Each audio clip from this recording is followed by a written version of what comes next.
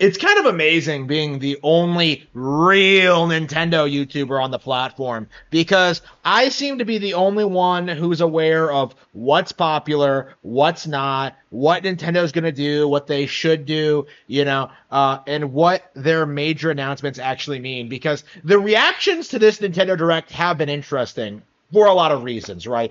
Everybody else is like acting as if Metroid Prime 4 is some huge thing. It isn't. This is shaping up to be a disaster. It looks terrible. Everything about it looks like it could have come from 2002. Like, huge, huge disappointment. Not surprised at all, considering that game's development history, but nobody wanted to admit it because they wanted to prop up Retro as one of the best Nintendo subsidiaries, when in reality, they haven't done anything of note since Tropical Freeze, right? And it's true that, like, they got a bad rap for that. People, like, hated Tropical Freeze when it came out. But the reality of the situation is Retro Studios has fallen off, and they're trailing well behind Nintendo's other partners, Next Level Games, who they own now, Monolith Soft, and even Platinum has a better track record than Retro at this point, which is definitely something that, like, people really need to understand. Like, Nintendo fans were unwilling to admit to themselves that Retro Studios had fallen off, right? And obviously that we don't know exactly, like, why this is, right? We don't actually know, like, what's actually going on there, but, like, it's safe to say Metroid Prime 4 is going to be a disappointment. Going by that trailer, nobody else wants to talk about it though, because it's Metroid. We got to defend Metroid. Doesn't look good. I've been saying this since the first trailer. I haven't seen anything interesting. Everything I have seen looks terrible. Worse than Pikmin 4, I think. Huge, huge disappointment. It's not Nintendo's fault. These things happen, but it does need to be said now. Prime 4 will be a disappointment. So, with that being said, the thing about this, like, the narrative regarding this Direct is interesting, because while everyone else is, like, soy-jacking over Metroid Prime 4, the real stars of the Direct, the return of Rhythm Heaven and the return of Tomodachi Life have gone completely unnoticed by the general community. Like, people really don't understand how popular these games actually are. Like, this generation in particular, like, I've noticed has had, like, a lot of seething towards the WarioWare games. I've seen a lot of copes for it. People have been saying they're too short, they're too easy, they don't have enough replay value, they don't have enough, like, they're not fresh or exciting. They've been putting out too many of them. I remember when Move It came out, a lot of people tried to come out and say that it bombed, which, of course, much like the whole, like, Mario and Luigi Brothership failed narrative, like Mario Wonder, like, Fire Emblem Engage, it was just a gigantic Famicom Detective Club. Like, it was just a gigantic cope to downplay the fact that Nintendo could put out something that low budget and have it be that successful, right? WarioWare is a fantastic series. I play every one that comes out. They're always a lot of fun, great at parties. These games clearly have a dedicated audience and a fan base, and yet Nintendo fanboys sneer at them because they're not big budget AAA things, right? Like, again, that's been the stereotype towards, like, WarioWare for the longest time. And unfortunately, because the same people are behind Rhythm Heaven, we are seeing the same kind of mindset. People are seething about this series coming back. I know a lot of people who thought these games were a waste of everyone's time and how they don't like them. I remember people celebrating when it was confirmed that, like, Rhythm Heaven Mega Mix on the 3DS would be the last title in a while, because I think one of the critical people on the team had, like, cancer or something. So, there was, like, legit talk when that game came out that it would be the last Rhythm Heaven game ever. And of course, that was hyperbolic and ridiculous, but, like, yeah, the series is back now, right? Looking great. People like these games. People are excited. People who know how good these games are excited. But, like, you do have a lot of naysayers, like people who don't understand that lower budget games are a viable source of entertainment. Okay. Like, again, this really needs to be understood. I think this is like the general theme of games that we've gotten since like 2020, honestly, is that like everyone just ignores the No More Heroes 3s and like the Bayonetta 3s and like the Fire Emblem Engagers, like the smaller titles, in order to like do this thing where they just go like, well, Tears of the Kingdom, the new Zelda, that's the only game that matters. There's no real appreciation for these other games, and the narrative is that like, well, they don't sell as much, they're not relevant at all, they're not as good, and they tried throwing these arguments at Tomodachi Life. Okay, for those of you who don't know, which seems to be pretty much everyone, Tomodachi Life was a huge success on 3DS.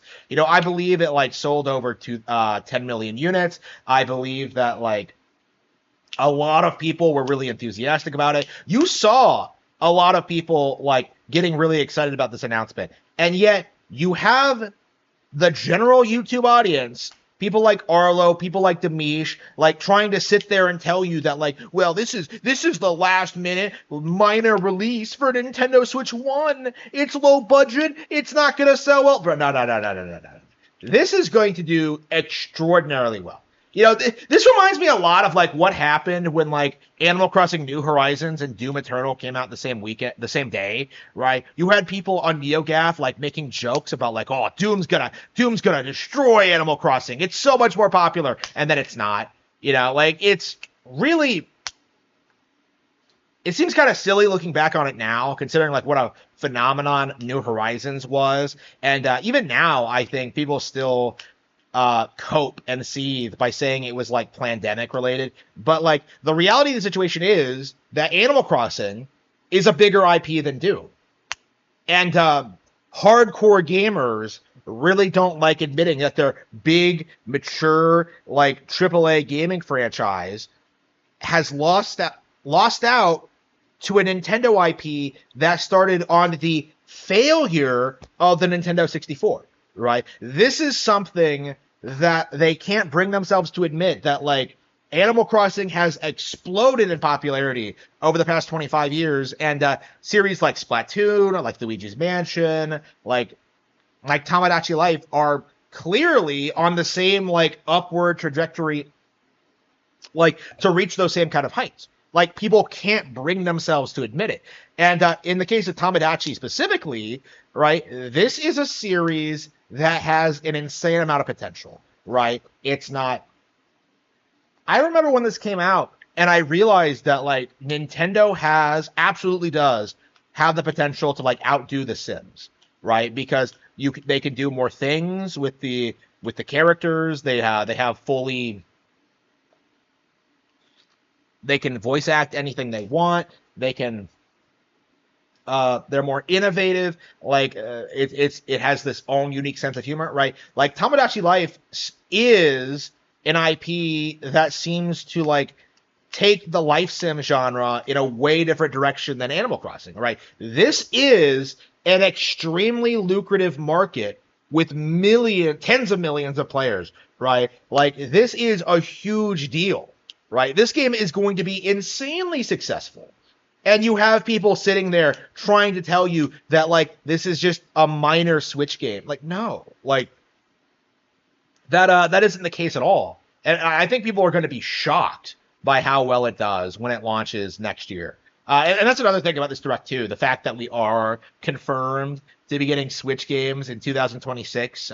So much for, like, the narrative that the Switch 2 is just going to, like, completely supersede, like, everything about the Switch. Like, but again, like, this is something we really do need to acknowledge as Nintendo fans, is just the complete lack of perspective in the community. Like, people don't seem to understand that Metroid is a niche IP that doesn't do all that well commercially. It gets completely demolished by games like Rhythm Heaven, like WarioWare, like Tomodachi Life. And there's nothing wrong with that at all, right?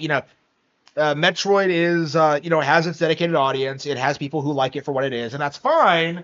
but like people really do need to have their like expectations in check, right? This is not some major like there isn't